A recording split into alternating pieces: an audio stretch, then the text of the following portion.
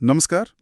आज हम एक ऐसे सफर पर निकल रहे हैं जिसके लिए किसी रॉकेट की नहीं बल्कि कल्पना की जरूरत है। हम ऊपर नहीं बल्कि नीचे जा रहे हैं, अपने ही पैरों के नीचे, धरती के दिल तक।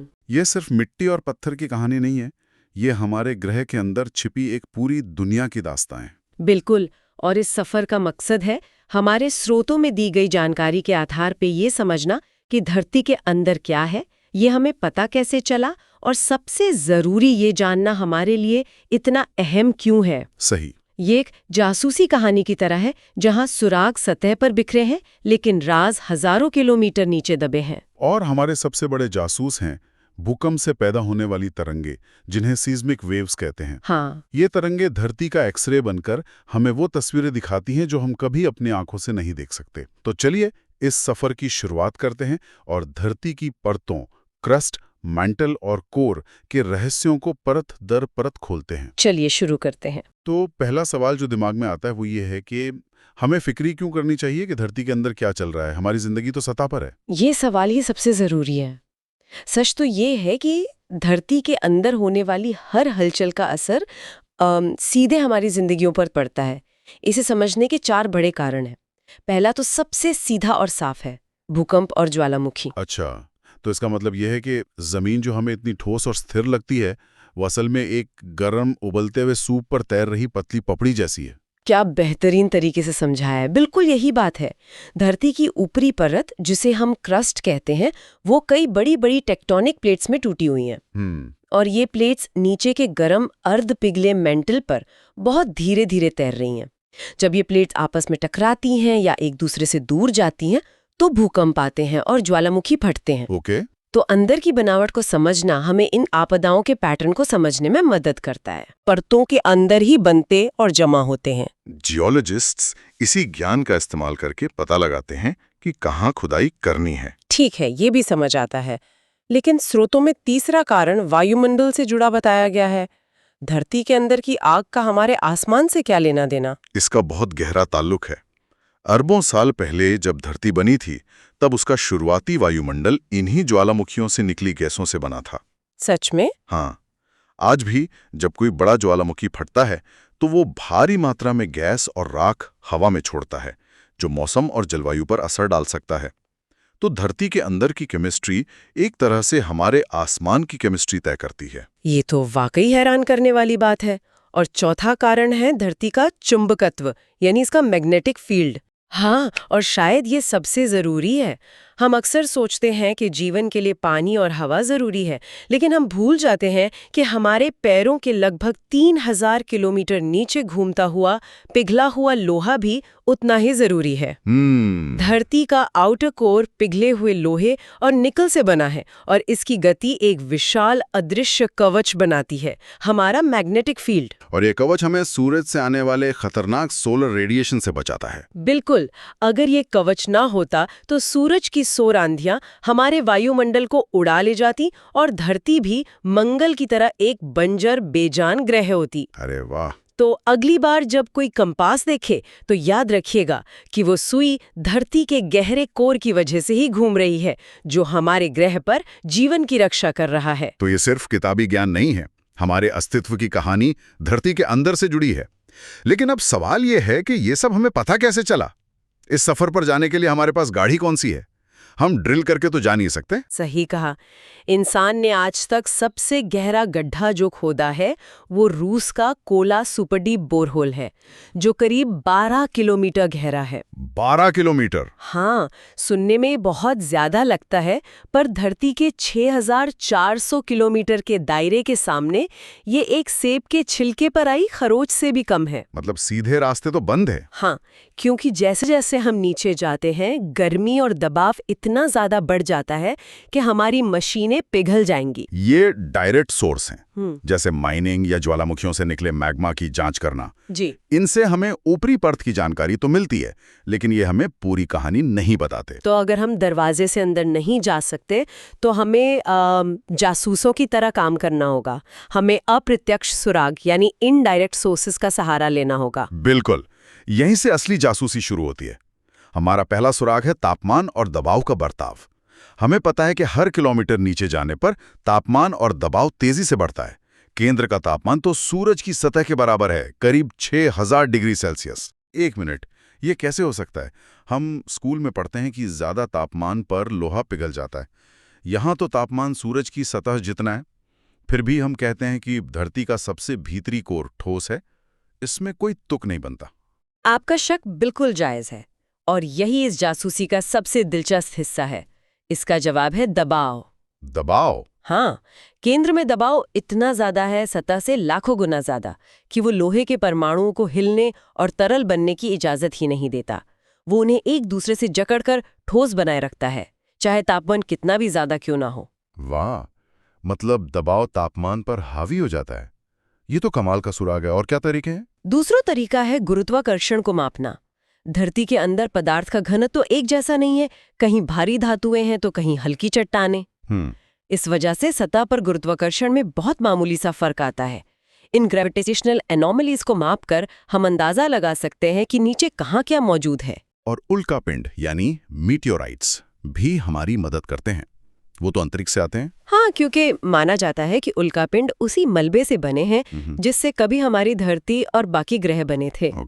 जब हम इन उल्कापिंडों को तोड़कर देखते हैं तो उनकी बनावट में लोहा और निकल मिलता है, ठीक वैसा ही जैसा हम धरती के कोर में होने का अनुमान लगाते हैं। ये एक तरह से हमारे सौर मंडल का ब्लूप्रिंट है। लेकिन इन सब जासूसों में जो हमारा सबसे बड़ा और भरोसेमंद जासूस है वो हैं साइज्मिक वेव्स। निश्चित रूप से ये हमारी मास्टकी है। जब कहीं भूकंप आता है तो उससे ऊर्जा की लहरें निकलती हैं जो पूरी धरती से होकर गुजरती हैं।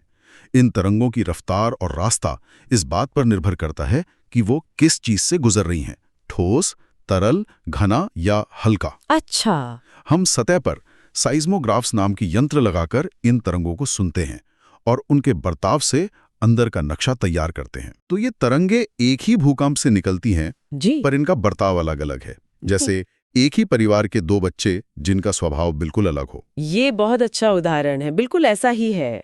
मुख्य रूप से दो तरह की बॉडी वेव्स होती हैं जो धरती के अंदर से गुजरती हैं। पहली है प्राइमरी वेव्स यानी पी वेव्स। पी वेव्स ये उस सीधे साधे बच्चे की तरह हैं जो किसी भी रास्ते से, चाहे वो ठोस हो, तरल हो या गैस, सबसे तेज भागता हुआ अपनी मंजिल तक पहुंच जाता है। ये धक्का देने वाली तरंगे हैं, आवाज की तरंगों की तरह। और दूसरा बच्चा यानी एस वेव्स, वो है सेकेंडरी वेव्स या एस वेव्स। ये ज्यादा नखरे वाली हैं।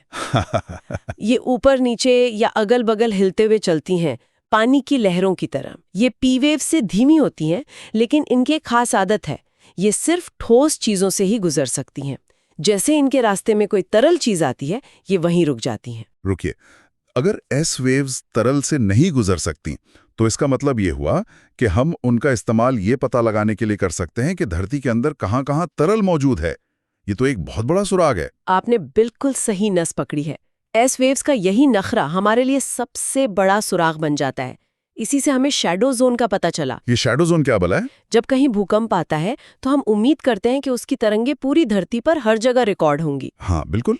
लेकिन वैज्ञानिकों ने देखा कि भूकंप के केंद्र से 105 डिग्री के बाद एस वेव्स कहीं भी रिकॉर्ड नहीं होती, वो बस गायब हो जाती हैं। उनका एक बहुत बड़ा शैडो जोन है जहां उनकी कोई पहुंच नहीं है। और पी वेव्स का क्या? वो तो हर जगह पहुंच जाती होंगी। लगभग पी वेव्स भी 105 से 145 डिग्री के बीच एक छोटे से शैडो जोन में गायब होती हैं, क्योंकि वो तरल कोर से गुजरते हुए अपना रास्ता बदल लेती हैं, लेकिन फिर दूसरी तरफ बाहर निकल आती हैं। अच्छा, लेकिन एस वेव्स का 105 डिग्री के बाद पूरी तरह से गायब हो जाना सिर्फ एक ही बात साबित करता है कि धरती का आउटर कोर तरल यानी लिक्विड अवस्था में है। एस वेव्स वहां पहुंचकर रुक जाती हैं और आगे नहीं जा पाती। बिल्कुल सही। ये 20वीं सदी की सबसे बड़ी भूवैज्ञानिक खोजों में से एक थी। बिना 1 इंच खोदे, सिर्फ ये देख करके कौन सी तरंग कहाँ नहीं पहुंच रही है, हमने ये पता लगा लिया कि हमारे ग्रह का बाहरी कोर पिघले हुए लोहे का एक विशाल महासागर है। कमाल है। तो इन सभी सुरागों को एक साथ जोड़कर अब हम अपने सफर का नक्शा बना सकते हैं। पुरानी सियाल, सीमा, नाइफे वाली थ्योरी से आगे बढ़कर आज की तस्वीर कैसी दिखती है? आज की तस्वीर ज्यादा साफ है और इसे हम 3 मुख्य हिस्सों में बांटते हैं। सबसे ऊपर क्रॉस्ट, बीच में मैंटल और केंद्र में कोर। चलिए, हमारे सफर के पहले पड़ाव क्रस्ट से शुरू करते हैं। क्रस्ट वो पतली चट्टानी परत है जिस पर हम रहते हैं। इसकी मोटाई हर जगह एक जैसी नहीं है। महाद्वीपों के नीचे की कॉन्टिनेंटल क्रस्ट मोटी होती है, 50-70 किलोमीटर तक, और ग्रेनाइट जैसी हल्की चट्टानों से बनी है। अच्छा। वहीं महासागरों के नीचे की ओशियानिक क्रस्ट पतली होती है, सिर्फ 5-10 किलोमीटर, और बेसाल्ट जैसी भारी चट्टानों से बनी है। और लिथोस्फीयर जो हम अक्सर सुनते हैं वो क्या है? लिथोस्फीयर में पूरा क्रस्ट और मैंटल का सबसे ऊपरी कठोर हिस्सा शामिल है। आप इसे एक अंडे का छिलका समझ सकते हैं। यही लिथोस्फीयर है जो उन टेक्टोनिक प्लेट्स में टूटा हुआ है जिनकी हमने बात की थी। ठीक है, तो इस छिलके के नीचे आता है मैंटल। ये धरती का सबसे बड़ा हिस्सा है। हाँ, है ना? हाँ, क्रस्ट के नीचे से लेकर करीब 2900 किलोमीटर की गहराई तक मैंटल फैला हुआ है। ये धरती के कुल आयतन का 83% हिस्सा है। इसके ऊपरी हिस्से में एक खास परत है जिसे एसिथेनोस्फीयर कहते हैं। ये परत ठोस नहीं है बल्कि प्लास्टिक जैसी या अर्ध पिघली हुई है। अच्छा, तो यही वो गर्म सूप या जेली है जिस पर लिथोस्फीयर की प्लेट्स तैर रही हैं। एकदम सही। इसी एस्थेनोस्फीयर में कन्वेक्शन करंट्स यानी संवहन धाराएं चलती हैं। गर्म पदार्थ ऊपर उठता है और ठंडा होकर नीचे जाता है, ठीक वैसे ही जैसे पानी उबालते समय पतीले में होता है। सही। यही धाराएं ऊपर की टेक्टोनिक प्लेट्स को खिसकाती हैं, जिससे महाद्वीप चलते हैं, पहाड़ बनते हैं और भूकंप आते हैं। तो हमारी यात्रा का आखिरी पड़ाव है कोर, धरती का दिल। हाँ, 2900 किलोमीटर की गहराई से लेकर केंद्र तक कोर है। ये मुख्य रूप से लोहे और निकल से बना एक विशाल गोला है। जैसा हमने एस वेव से पता लगाया, इसका बाहरी हिस्सा आउटर कोर तरल है, और इसी तरल धातु के घूमने से हमारा मैग्नेटिक फील्ड बनता है। और इसके भी अंदर है इनर कोर, जो बेहद गर्म होने के बावजूद ठोस है, क्योंकि उस पर दबाव बहुत ज्यादा है। बिल्कुल। और अब तो नई रिसर्च ये भी इशारा कर रही है कि शायद इस इनर कोर के अंदर भी एक और परत है, एक इनरमोस्ट कोर। अच्छा। हाँ, ये एक रहस्य है जिसे अभी सुलझाया जा रहा है। तो इन परतों के बीच में कोई दीवार तो होगी नहीं? ये सीमाएं कैसी दिखती हैं? स्रोतों में कुछ डिसकंटिन्यूटीज का जिक्र था। वो दीवारें नहीं, बल्कि ऐसे जोन हैं जहां पदार्थ की बनावट या घनत्व अचानक बदल जाता है, और जब साइज्मिक वेव्स इन जोन से गुजरती हैं तो उनकी रफ्तार अचानक बदल जाती है, जैसे हवा से पानी में जाने पर रोशनी मुड़ जाती है। इन सीमाओं को साइज्मिक डिसकंटिन्यूटीज कहते हैं। क्या हमें इन सब के नाम याद रखने की जरूरत है? सारे नहीं, पर 2 सबसे जरूरी हैं। पहली है मोहोरोविसिक डिसकंटिन्यूटी, जिसे प्यार से मोहो कहते हैं। मोहो। ये क्रस्ट और मैंटल के बीच की सीमा है। दूसरी बड़ी सीमा है गुटेनबर्ग डिसकंटिन्यूटी, जो मैंटल और कोर को अलग करती है। इन्हीं सीमाओं का अध्ययन करके हमें इन परतों की सही गहराई का पता चलता है। ओके। ये हमारे सफर के बड़े बड़े मील के पत्थर हैं। तो हमने सतह से अपनी यात्रा शुरू की, क्रस्ट की पतली परत को पार किया, मेंटल के विशाल गर्म हिस्से से गुजरे, और आखिर में कोर के तरल और ठोस हिस्सों तक पहुंचे। और यह सब मुमकिन हुआ उन भूकंपीय तरंगों की वजह से, जो सतह पर भले ही तबाही लाती हों, पर विज्ञान के लिए हमारे ग्रह के सबसे गहरे राज खोलने वाली चाबी हैं। ये सच में इस बात का एक शानदार उदाहरण है कि हम अप्रत्यक्ष सबूतों और अपनी सूझबूझ का इस्तेमाल करके उन जगहों के बारे में भी जान सकते हैं जहां इंसान कभी नहीं पहुंच सकता। सही बात है। हमने समझा कि कैसे धरती का हर हिस्सा एक दूसरे से जुड़ा है।